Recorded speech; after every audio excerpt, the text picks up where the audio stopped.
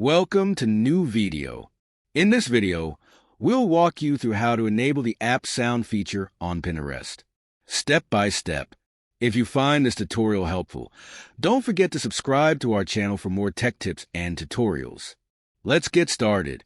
Open the Pinterest app on your device. Make sure you're logged into the correct account, so any changes are applied to the right profile. Tap on the Saved option at the bottom right corner of your screen. This will take you to your saved pins and boards, keeping all your favorite content at your fingertips. Look toward the top left of the screen and tap on your profile icon to access your account settings. Once in the profile menu, scroll down until you find the Account Management option, then tap on it. In the Account Management section, locate the App Sound option and toggle switch to On, and that's it. You've successfully enabled the app sound feature on Pinterest. Thanks for watching, and we'll see you in the next video.